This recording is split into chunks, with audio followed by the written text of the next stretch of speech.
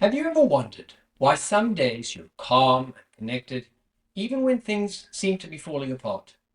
While other days it feels like the smallest little things push you over the edge. It's not about willpower, it's called science. This thing called arousal theory is secretly working behind the scenes. And by the end of this video, you'll know exactly why understanding arousal theory is essential for being the patient father you want to be and your family deserves. Hi, I'm Alon, founder of the PEP 180, the Parent Empowerment Project. If you're looking for practical strategies to yell less, react less, and show up more using exercise and neuroscience in 20 minutes a day, this is the place. Let's dive in. Here's the issue. Every second, your brain is under assault by millions of sensory bits of information. Sounds, sights, smells, each one is demanding your attention. And your brain's job is to process it all in real time so you can make sense of the world and feel safe and in control. In a nutshell, arousal theory is all about motivation and finding that sweet spot between feeling bored and feeling stressed. If your arousal level is too low, you're probably feeling sluggish or you feel like you could take a nap. So what do?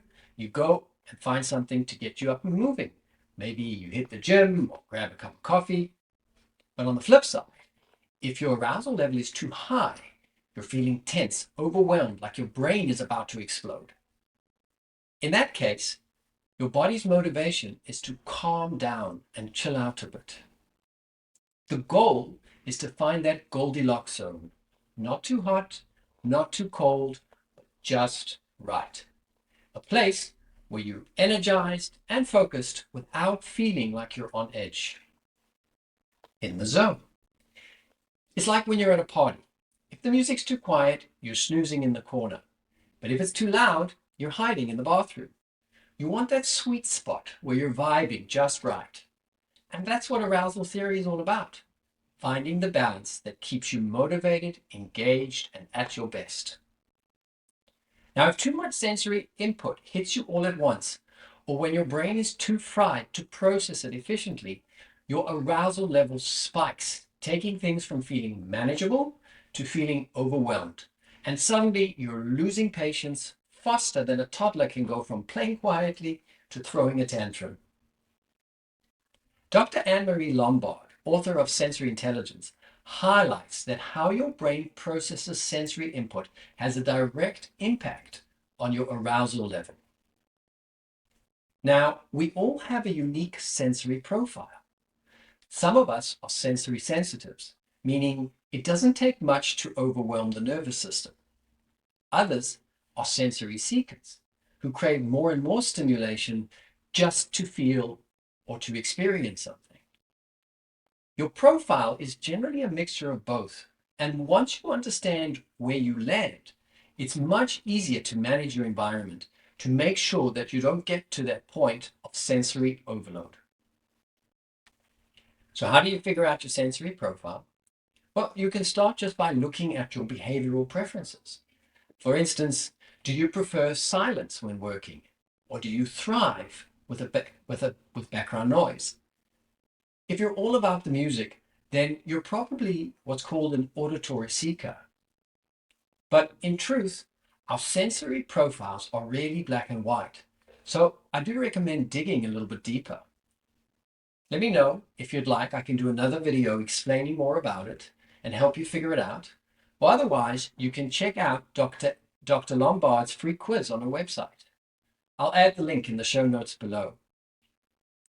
Dr. Lombard suggests that you learn to control your environment.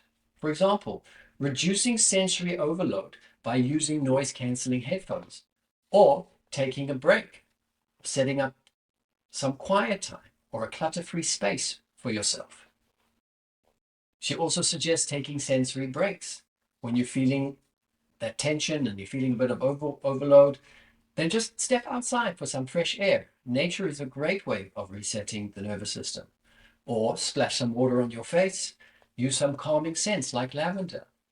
Identify which sense of yours is your strongest and which you rely on or depend on, and find ways to use that to help you rebalance and restore that balance.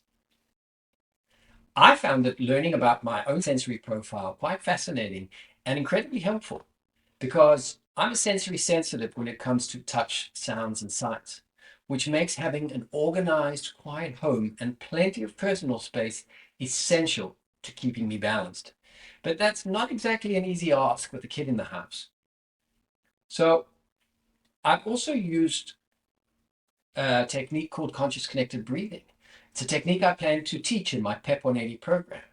It's incredibly effective for quickly resetting your arousal levels, and with practice, helps you become more comfortable with the discomfort of of hyperarousal, ultimately reducing your reactivity over time.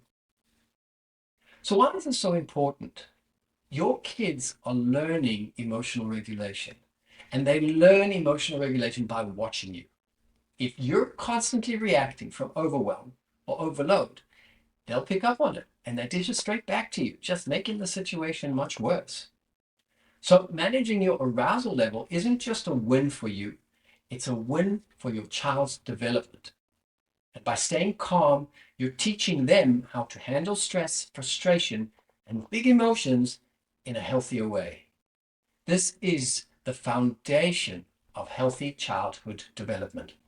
Everything a father wants. If you like this video and think it can help other dads, remember to like, share, and comment, as this will help make me more visible in YouTube. Remember that being calm and a present dad isn't about perfection. It's about practicing small, smart changes every day. So stay patient, stay connected, and I'll see you in the next video.